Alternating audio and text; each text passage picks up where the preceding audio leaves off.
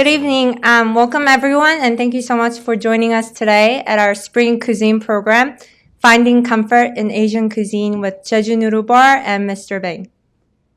My name is Chloe Bian, and I'm the Development Officer here at the Korea Society.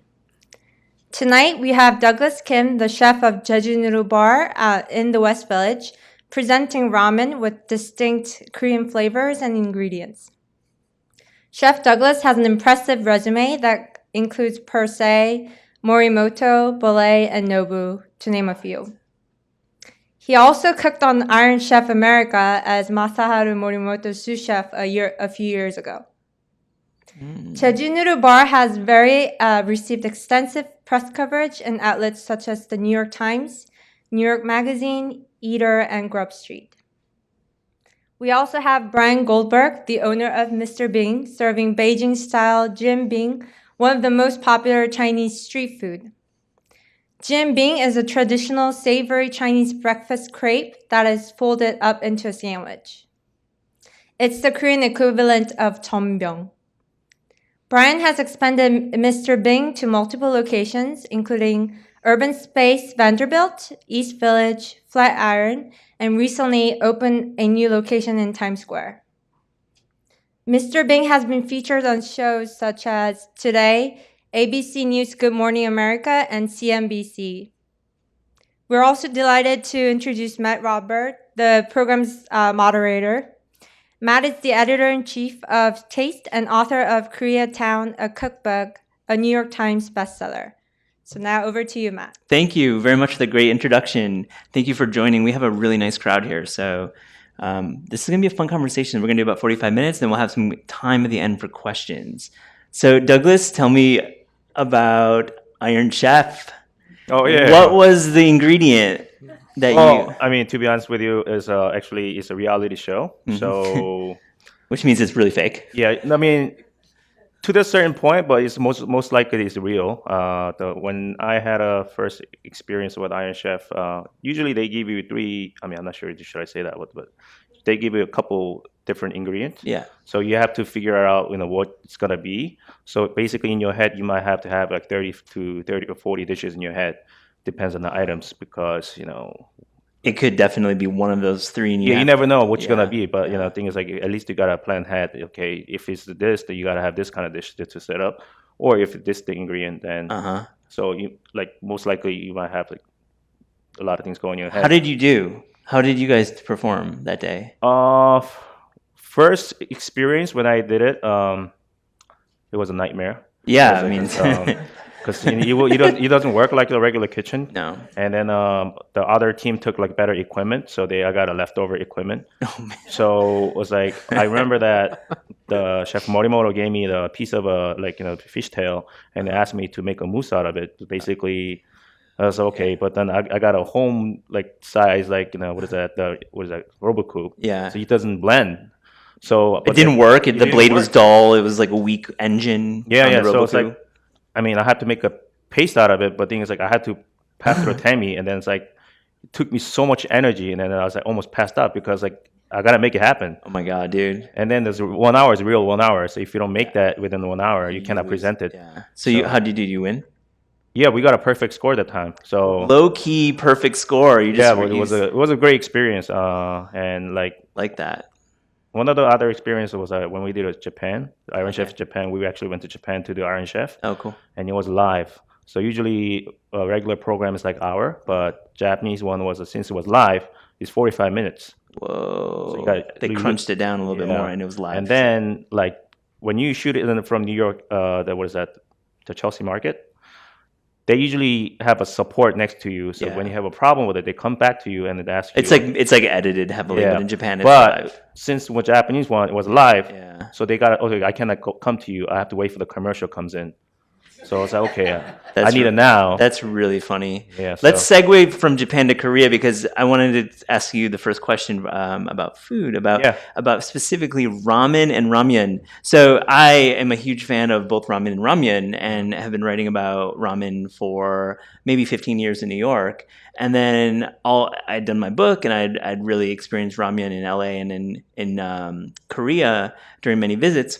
But I was like, where is Ramyun in New York? And then all of a sudden, here you are with Jeju doing Ramyun. So why did it take so long for somebody to do a Ramyun restaurant? Oh, that was my question. So I was like thinking, okay, like me, it's like, okay, I want to like open a restaurant, right? Yeah. But then before I started this project, I was looking at the market price or what kind of trends, like, food industry goes.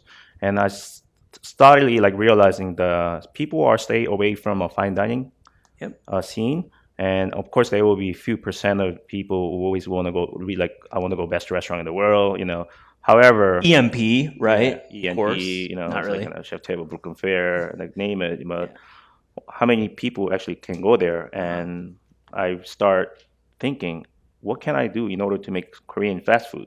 Yeah. They already have like fried chicken place, but then how much fried chicken can you eat? I was like, a lot. That's a good question. You eat a lot. It's delicious. Yeah, it's good, but how much? Like, can you eat every day? I don't know. Some can, but usually not. Yeah. So, originally, I wanted to do sort of like Korean barbecue theme, but then like in order me to come up something quick and then fast like projects. Okay, on that barbecue menu, I had a sort of like ramen because of course when you have a barbecue restaurant, you gotta have a lot of byproduct of meat. You're gonna have a lot of bones and like meat trims, things like that. So I had one of the things that in my mind. Okay, then I just take that item, and I'm gonna return to the ramen shop. However, like I'm gonna have to be very honest with you. It's like the Korean instant noodle, the ramyun, came from Japan. Yeah. So we took that culture when we were like hungry at the time. So, but then it's like. But Shin is its own product. Shin, so now it became what identity. It's not like anything in Japan. I disagree. I think it's like they started it, but Shin is its own thing, right? Yeah. So it becomes so popular, and I did my research, and Korean actually are like number one in the country, like consumers of ramen in terms of ramen. Yeah. And then Shin ramen is like staple of every instant noodles in the world. So I was like, okay, I want to take that idea. And that's actually, I looked around, I was like, okay, no one actually doing it, so why not? And you opened it. I'm going to get back to you about what is in the bowl, but tell me, Brian, jianbing, like this is something that you ate when you were in grad school in China, right? Mm-hmm. So when did you connect the dots and realize, okay, New York City needs this, or it's been here obviously, but needs a different version because you're thinking, I have a new play on this old classic dish. First, explain what you do. For the audience.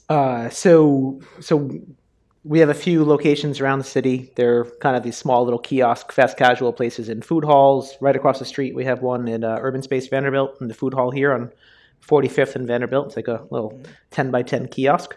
We have a little one in Times Square now, East Village, Flatiron, and soon in Chelsea. Wow. They're all small little locations. The menu's tiny. It has like 3 things on it. Things. What are those 3 things? Well, it's jianbing, dumplings, side salads. Now we have bubble tea. Bubble tea for 4. Yeah. And mochi ice cream. So we do have 5 things now. But but jianbing is your main thing. What is that exactly? So jianbing, jian means grilled. Bing means crepe in Chinese. So it's Goldberg's Chinese crepes, Laojin jianbing in Mandarin.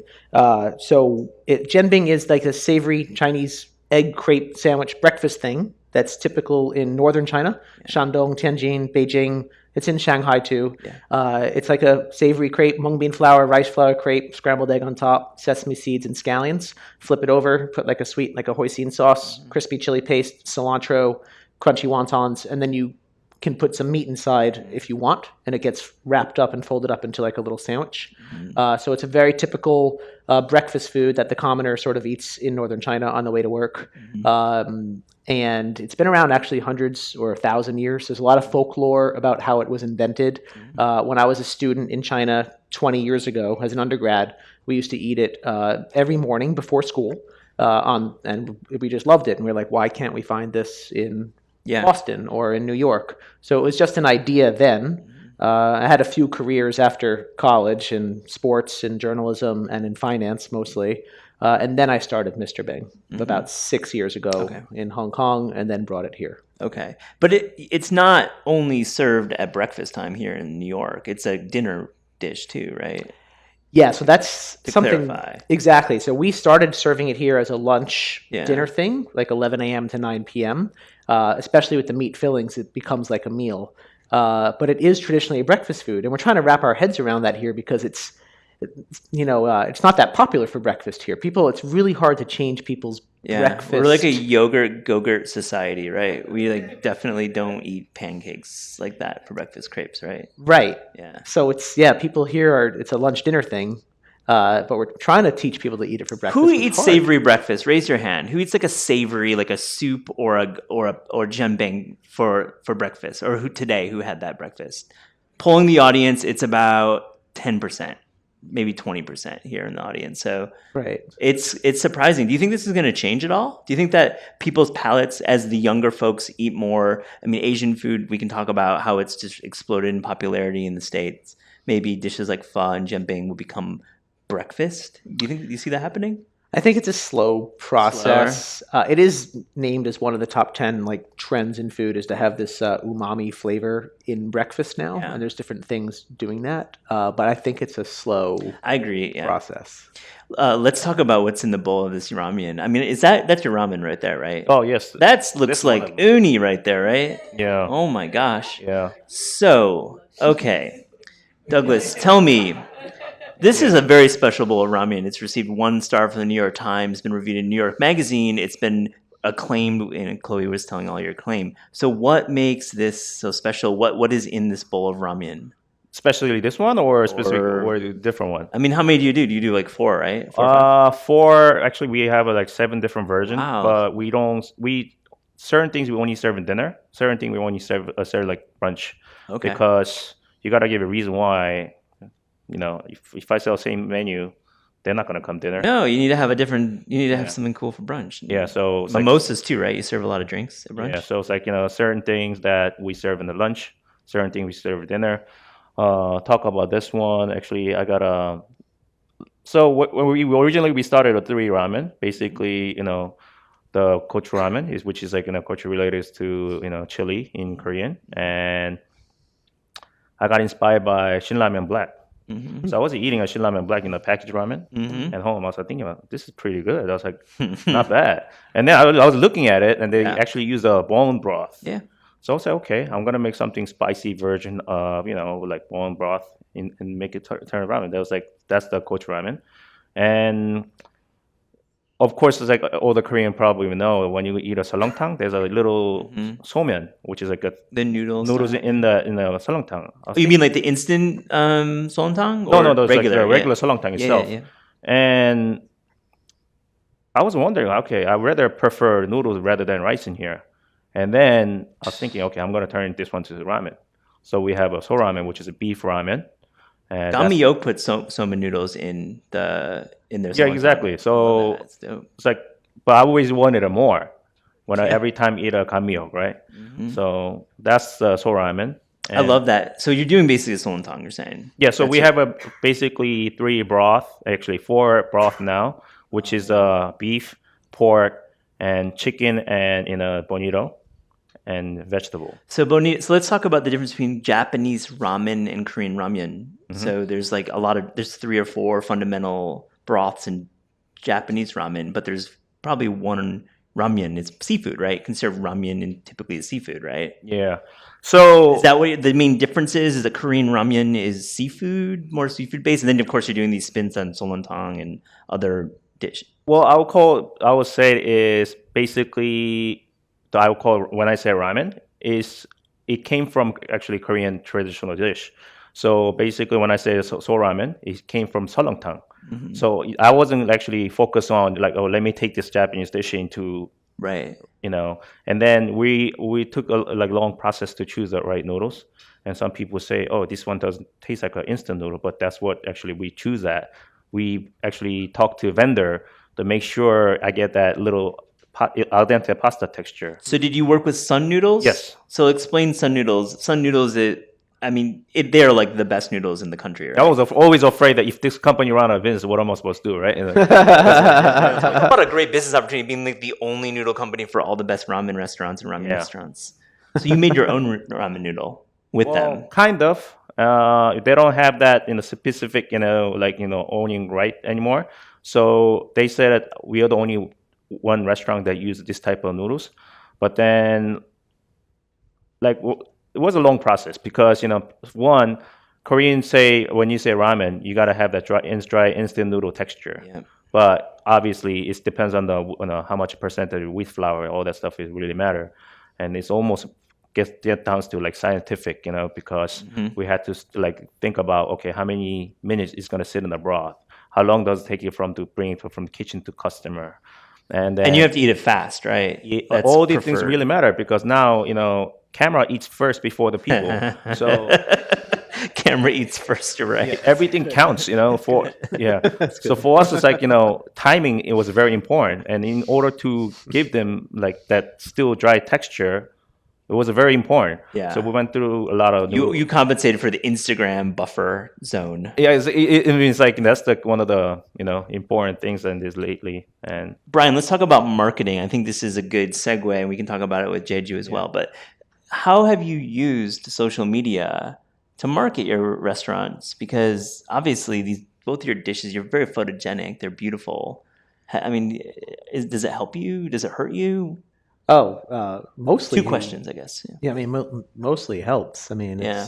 No, I guess I enjoy the social media a lot. I'm a little bit out there. Yeah. I enjoy Instagram, Facebook, YouTube. Love telling our story. Jianbing, the nature of it is very visual. It's made in front of you. The people love jianbing because they watch it made in front of them.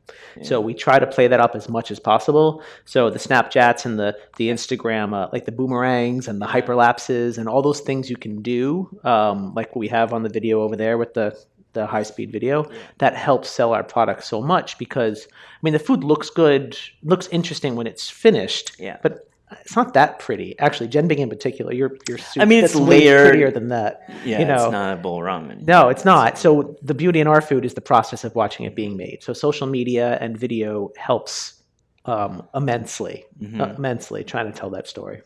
Second question, the media, just not social media, but the media and understanding what you're trying to do.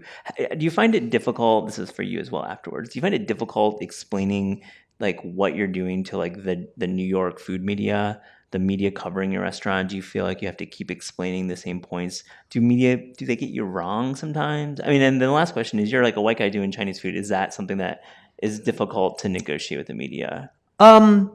It's not difficult. It's a little challenging, but I think I've gotten really good at explaining it. Mm-hmm. I have a 3-second pitch. What do you do? Oh, it's savory Chinese crepes folded into a sandwich. Why do you do that? Well, I used to live in China and I ate it every day. It was my favorite thing, so I brought it back to New York. Oh, and then I show them the video, and they're like, oh. So makes sense. We've gotten... And you do it in Mandarin if it's a Chinese speaker. And I do it in Chinese if I need to. Absolutely, and I love doing that. It's a lot of fun. Yeah. Don't want to lose the Mandarin. Yeah. But still, with that said, there's going to be a lot of confusion and a lot of things said in the social media backwaters and on Yelp and all these other things. Yeah. Yelp. Yelp. Yeah. Yelp is that's all a different subject. Yeah. Oh, yeah. It's a different subject. Yeah. It's different subject. So let's talk about media first. So you've had a successful relationship with the media? Yeah, I think overall, people, the story resonates. They find it so interesting, cool. To understand how I got from here to there and then back to here and everything. So yes, it works for the most part. There are haters. There's always going to be haters. Yeah. Why are you're selling this food in China? It's cost 10 cents. You're selling it for $10 or $15 here. How dare you do that? And they complain. How dare you? Oh. How dare you do that? And you're misappropriating culture and that whole thing. That's challenging to negotiate. You don't have much to say, right? Well, I do have a lot to say. I learned it. I loved it. We couldn't find it here, and no one was doing it. It's an opportunity to provide people something that they want that they can't find. A lot of mainland Chinese people grew up eating it, but never thought to turn it into a business here because it was like a cheap, dirty street food that they didn't think Americans would be interested in. Right. But now there's so many Americans studying Mandarin in China or going to Korea too, and having all these things, and it gets spread around social media much faster than ever. So the interest and the demand is there. Plus I paid a street vendor a fair amount of money to teach me everything she knew, to teach the ingredients, fully open book that this was the plan to like start a business around this food, first in Hong Kong and then in New York. And they were proud and excited about that. It's not like we stole a secret recipe and like. Well, you also have your own trade secrets, I'm sure, and your own way of doing it because you're also operating in a different city. So. Correct. It has been tweaked to some extent. Yeah. Absolutely. Douglas, let's talk about Yelp, because you kind of like physically became uncomfortable in that word. You were just like, oh yeah, because you're doing ramen. People are like, instant ramen's $5, and there's like also like some Japanese ramen that's like $10. Your bowls are a little bit more, but there's probably a reason. So first, talk about your relationship with Yelp. I mean, Yelp, as much as I love them, but there's a lot of haters out there too, I would say. And like I believe like recently that Anthony Bourdain mentioned about something about Yelp. It's like I don't want to say it, but it's like sometimes like when I read the Yelp comments, it doesn't make sense to me. But but you have read the comments. The first thing you read it. You're not one of those fake chefs who says I don't read the comments. I read it because obviously I open up the restaurant that focus on for more majority people. So I have to listen to what people think. I mean, but. Yeah. It's like sometimes like when I read it, okay, it's like should I take it as seriously or not? But but you have to understand the power of Yelp is so getting bigger and bigger. And even myself, when I try to go restaurant, I always Yelp it first before. I do too. So yeah. And how about you? Do you too? Yeah, it's a double-edged sword with that. It's you want people to review and spread the word about what we do, right? And educate people, and people talk. And mostly it's positive. But then you have your people that complain that it's, like I said, the price versus what it's like in China. And they totally forget or don't realize that there's rent to pay here and the labor costs and food costs are totally different than in China. And some people, but they really dig into you. I mean, it's almost it's really painful. It really hits my heart because I'm so passionate about what I do and what we do and what our mission is. And when someone rips it apart and complains that the sauce is just different than what they grew up with, or we do it this way versus that way, and they shred you, it hurts. Of course it hurts. And also on the note of cost, like FYI, it's like a pretty low margin business. It's not like you guys are like rolling in it. You would be in banking and finance if you're doing it because you have a lot of passion and a lot of love for what you do, right? I mean, it's the fact of the matter with New York City real estate. I mean, it's so hard building a business, running a business, being an entrepreneur, dealing with all the things that come. I mean, with that, it's endless every day, different dramas that come up that, and like the people that write that Yelp review, it's like they just. What's the last Yelp review that you remember that really stung? Oh, there's actually a few of them. Yeah. Oh, they said it's like one of the best comment that I remember was, okay, this is basically Korean version of Japanese ramen. It is factual. Yeah, it is. It is a fact. Right? Yeah. But it's like 1 star. Yeah, but it's like people they don't even know where ramen came from. But just say the fact that I was like, okay, this is tastes like Korean version of Korean fusion of Japanese ramen. Oh, right. If you look into it, I mean, obviously. But however, we turn into our way and we call it different from our country, which is ramen. That's what we call Ramyun, Mm-hmm. Different spelling, different product. Yeah, and it's like some people say, another one thing's like, okay, this place uses too much MSG. I say, okay, I don't use MSG. But, but it's like things like, there's always like that. They say too much MSG. I mean, you're like, we don't use it. That's a fact. Yeah, and then it's like, this place is like more expensive than different place. But when you go to a different place, we put a lot of components into the dish because I hate that when I go to a Japanese ramen place, and then by the time like when I finish like adding more bowls, the bill comes almost $30 bowls because there's so many options, right? Yeah, the add-ons. But in our restaurant, we don't have that much. We only have one options. That's about it. Because we put everything into the one bowl. Because I mean, we believe in customers should enjoy what we like to present, So. Last was your Yelp review. What do you remember? What's just hanging with you right now, sitting with you? Oh, like it was just like one a few days ago. Yeah, like that was like probably the most scathing. Oh no, just this most scathing one. he just dug into every little piece of what we did. I mean, the scallion is not the right kind of scallion. The crunchy wonton is supposed to be a youtiao, which is like the dough cruller, but it's not true. Different cities do it different ways. I'm doing it in a particular version that I learned in Beijing. I know that other one exists. We choose to do it that way. But it digs into it, and just the way he said it totally tries to disqualify, what we're doing, and then he says, and he just digs into everything about us, and then he's like, screw them. Go to Xi'an Famous Foods. Oh, really? And then he finishes with go to Xi'an Famous Foods, right? Enjoy the show, but don't eat it, don't pay for it, and just go to Xi'an Famous Foods. Xi'an Famous Foods is great. Don't get me wrong. I know Jason. He's built a great business. They don't sell jianbing. That's Western Chinese food. So this guy kind of like just lost all cred with that last statement. Yeah, it does. And then you have to we basically have to reply to it.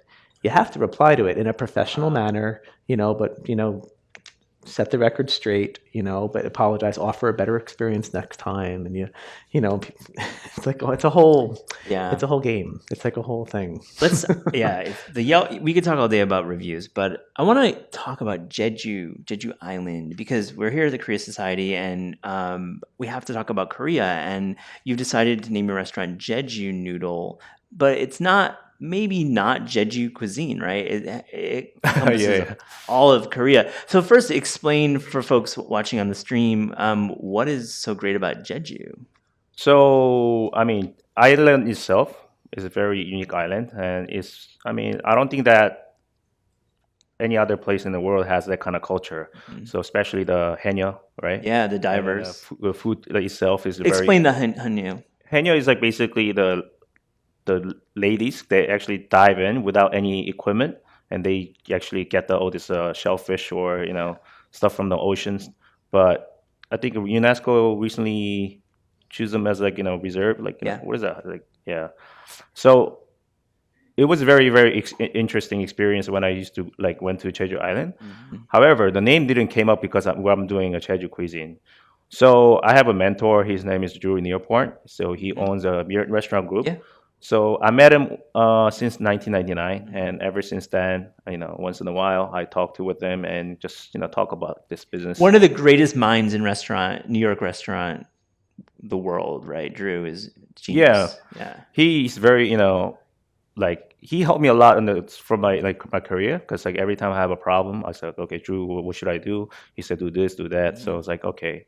Anyway, so we were just talking about the restaurant name, and then I was like, okay, I want to come up with the name. This one.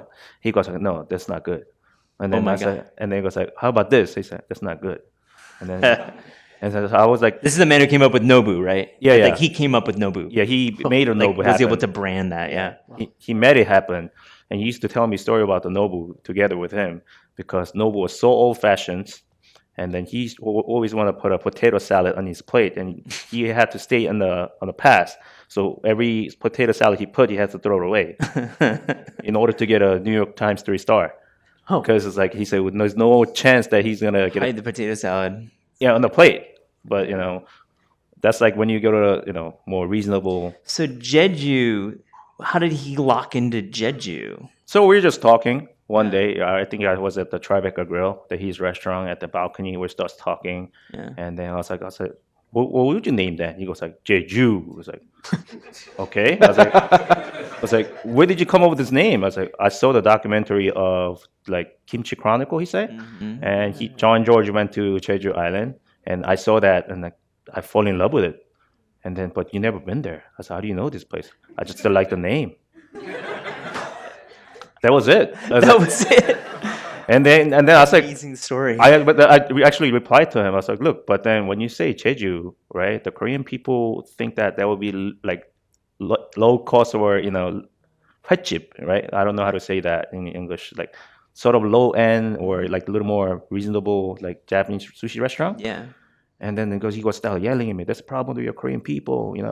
Who cares about what Korean people think? You got to you open your restaurant in New York City. He was like, go for Jeju. I was like, okay, that was it. What a great story. This is not expected. I thought there'd be a little more to it, the spiritual elements of the island. And, I don't have that. Yeah. But it's pure marketing, but it's a really great opportunity for you, I feel, because Jeju is this place, they're known for the black pigs, right? Yeah. They're known for the slightly more tropical climates. Mm-hmm. And while it's pretty close to the peninsula of Korea, it has its own culture. Yeah. So let me ask you, are you going to use the name Jeju in other Of course. brands? Noodle is your first one. So what would the next one be? Next one, I got to look at the space first. I was like talking with the other person one day. It's like, okay, how do I come up with my concept? I usually look at the space first, then I think about my concept. Because knowing that, New York State, rent is crazy, and come up with a project at least is so like up and down. So I'm not like a kind of chef that I gotta have this, I gotta have that, right? I look at the space, then I start thinking about the project. Because what happens if I can't, let's say perhaps like I wanted the barbecue restaurant, but then I'm trying to open up like 20th floor building. It's not gonna happen.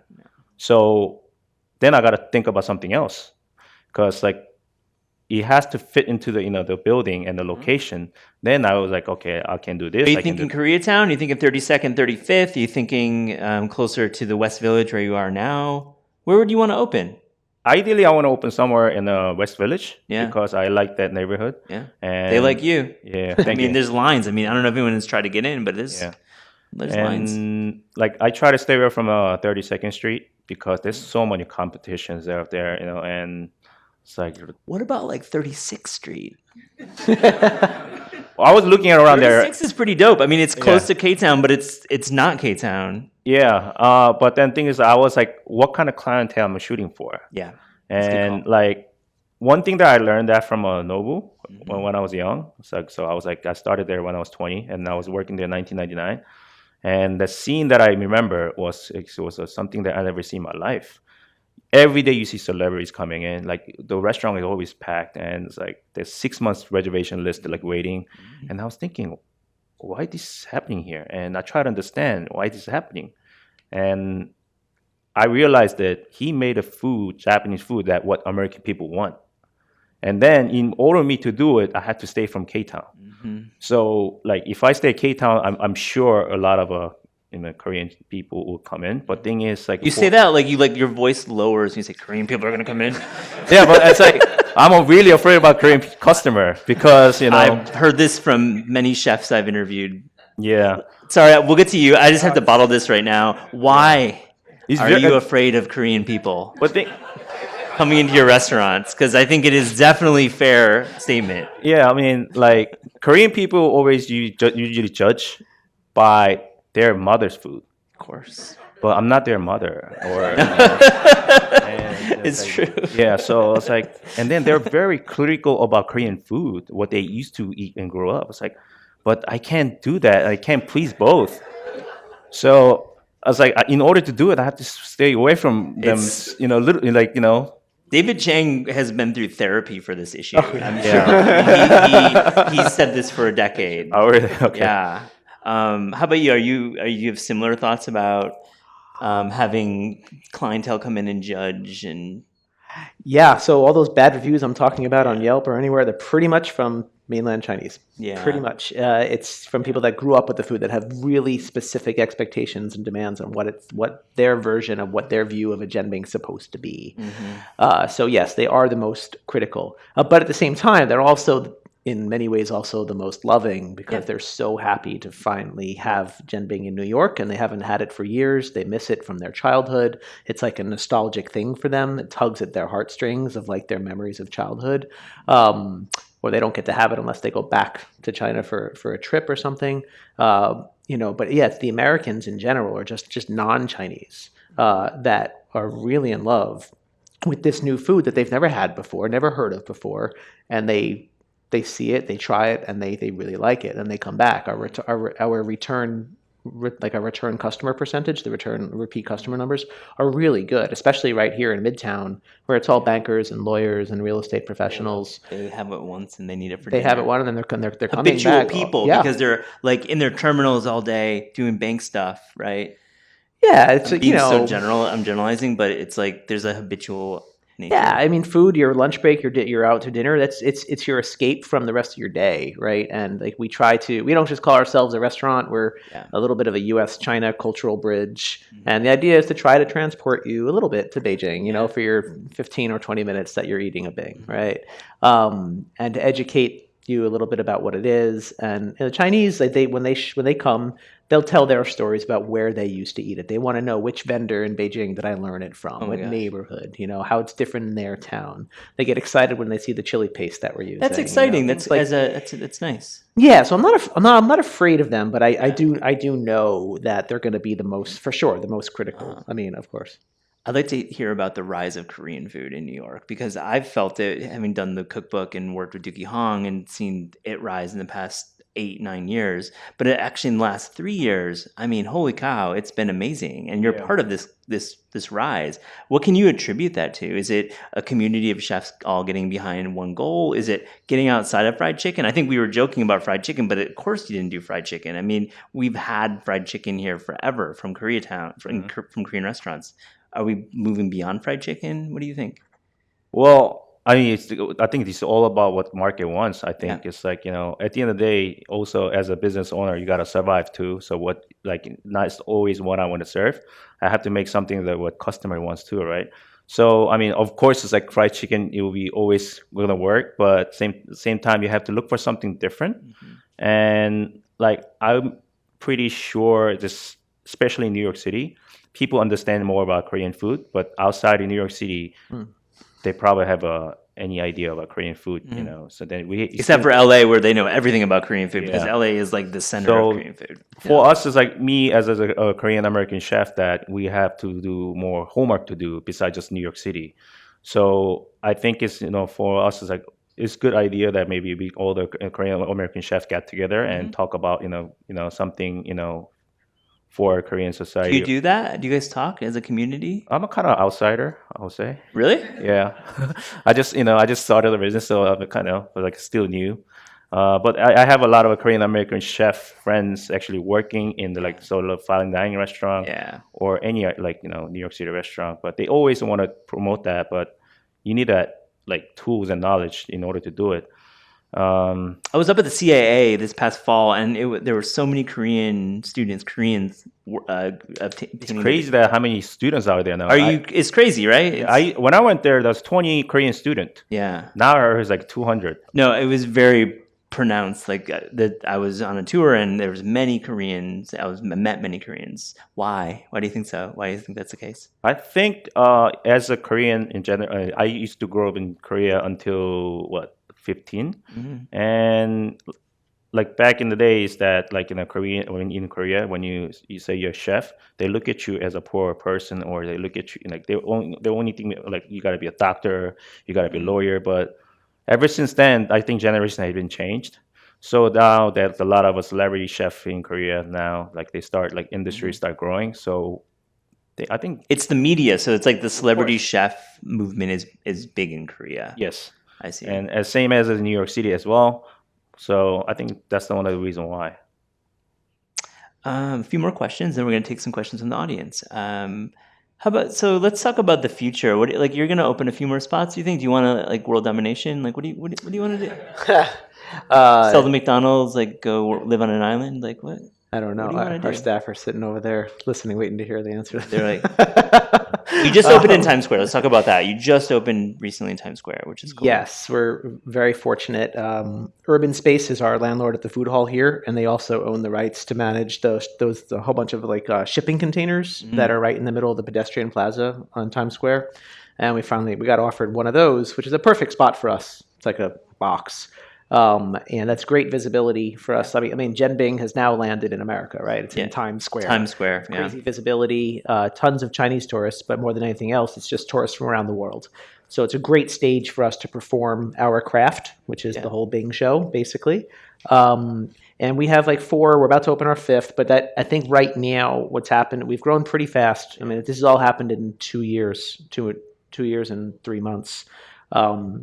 Right now, I think we need to slow down, and we need to perfect the operations of what we're doing, and we're going through a little bit in a crazy city to be operating in. Lots of rules, lots of costs that just pop up, right? Oh yeah, so New York is crazy. We've just gone through a major management change. We had a director of operations who was great, and he went back to work with Shake Shack. And he's going to open Shake Shacks in China. It's great for him, but when you go through a change like that, it's a whole half of the new team, new style. We're going for a bit of a rebranding and just making things look a little more simplified, more focused, how to do the menu. We have these couple of new items, simple things like bubble tea and mochi ice cream and the handmade dumplings, but how to do those really well. Because the Bing is great and everyone loves it. That's our main focus.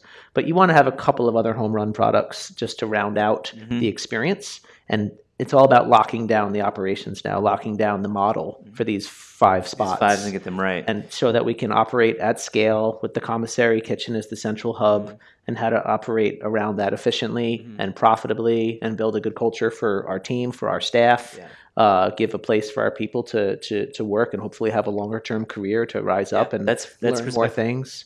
And then test out works outside of Manhattan, because this is a bubble here. And how will it work in the suburbs in Connecticut or in Jersey? It will be interesting to see how it plays out. Really interesting, and that's our investors want to see that as a platform to see how it grows. It'll do well in LA and San Francisco and Boston for sure. But you want like Madison, Wisconsin. You want like the Midwest. Maybe. Okay. Maybe not. We don't know. Let's go back to you. Like looking at the space. You're not going to tell me your concept because you're smart. I can tell you. But okay. Tell me what do you want to do, and what second question is what dish, what would you want to focus on, what dish? What dish? Yeah. Oh, actually, I told you I want to start a barbecue. Korean barbecue. But I think it's oversaturated. Yeah. So I don't want to follow the trend. I want to start something different.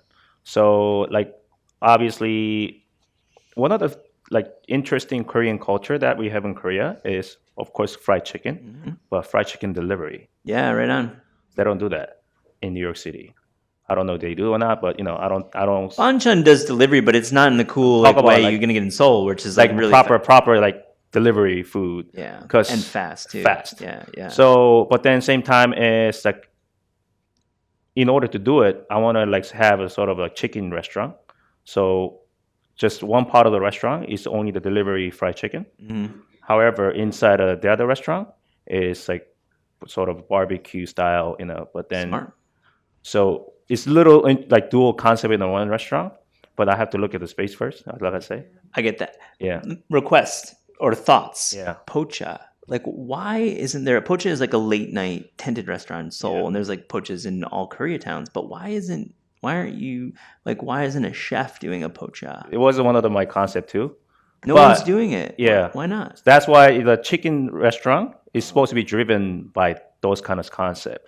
Because let's say if I start sell fried chicken in the restaurant, how many chicken can you eat? 4 person comes and eat 1 chicken, and that's okay, they're probably $20-something. No, you got to sell a lot of chickens to make that rent. Yeah. So and the rent in New York City is but alcohol will make up for that. So soju cocktails and other things. But same times, like when you focus on like sort of like, you know, Asian society, they don't drink as much as the other, you know. Yeah. So it always vary, which, you know. See, you're saying that Koreans don't drink? Is that what you're trying to say? Yes and no. There was like a pause in the audience. Yeah. I was like, no, I follow you. Sorry, I'm teasing.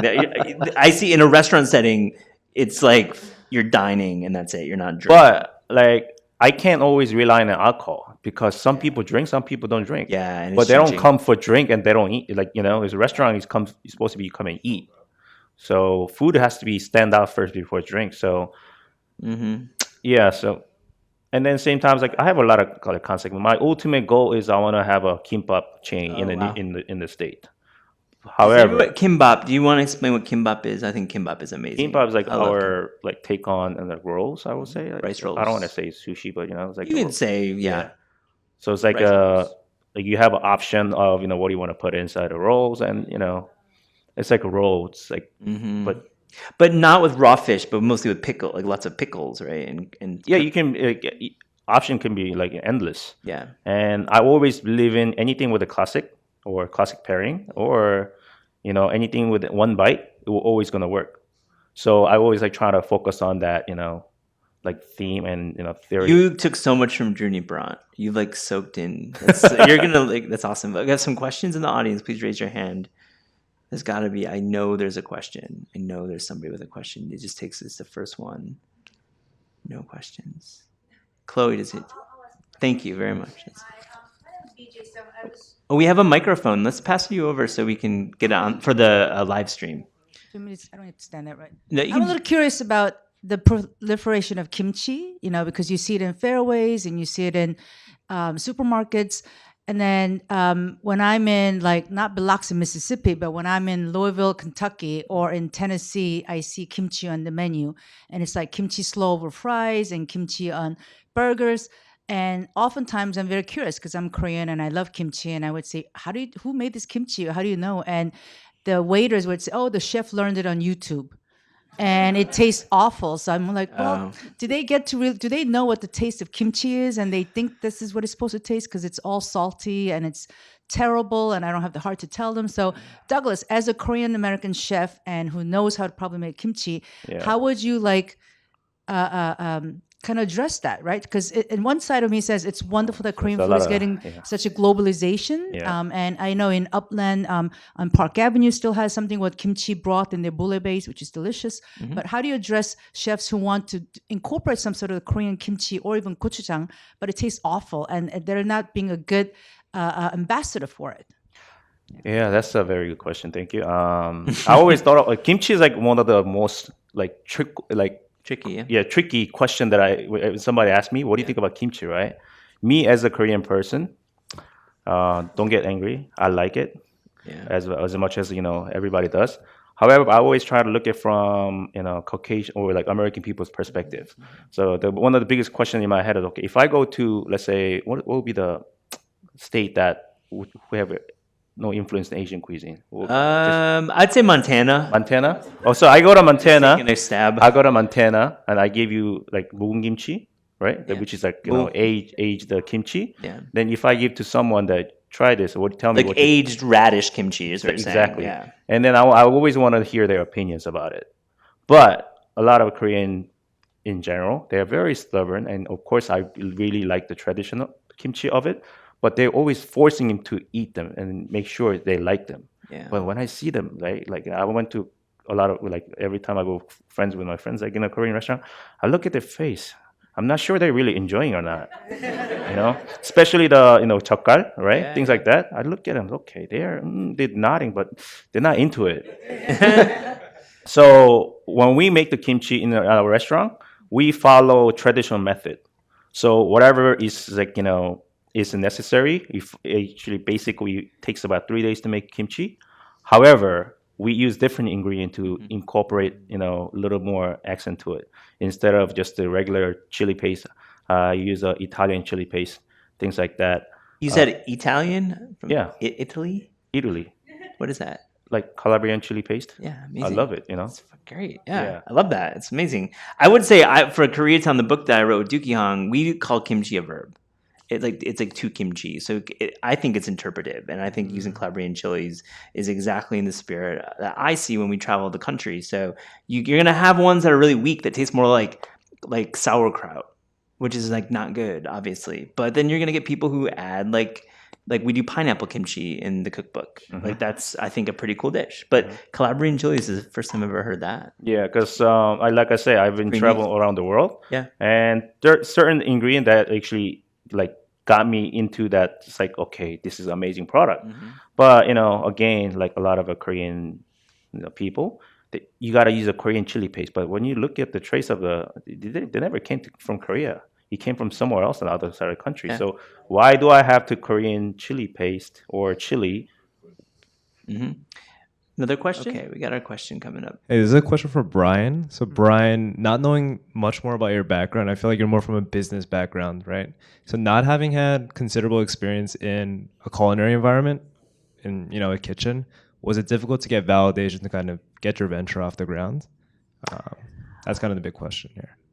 It's a good question. I've been eating food my whole life very passionately. So while not having, culinary training like Doug, I'm a big street food guy. I love street food, and I lived in Asia 14 years, right? But it was I guess I'm strong on the branding. I'm strong on storytelling. I'm strong on visuals, and just get the story and the concept out there. That's my burning passion, and what I'm good at. I did need to go to Beijing and learn the recipes. I went to like 40 something different jianbing vendors around northern China. Found the one I liked the best, paid them, taught to come and teach us how to make it in Hong Kong and train our staff. And the same thing here. So I don't cook too many different types of things. I really don't. But I know a lot about jianbing, right? That's like my focus. So it's very, very different. And there is the business angle. The business helps with the investors and with like the P&L and just how to run the business day to day. You need all these things to run a successful business. We just hired a sort of head of culinary, director of operations guy who has very strong culinary background, and to round out the menu with a few more side salads and the handmade dumplings. I need help with that. I don't really know how to do that. He does, but he also has lived in Asia a long time, and we meld together pretty well on that. So I guess my stronger side is on the storytelling. But also on the business model and combining that. But even that I need help. Even though I have a business background and I worked in finance for 10 years, I was a trader, like high frequency trader, and like doing equity sales trading, specializing in the Asian markets. And I wasn't an analyst. I wasn't crunching numbers on a spreadsheet. I wasn't in investment banking. So even there, I still need help from a finance team, right? So I guess what helps is knowing as a businessman to know what you're not good at, right?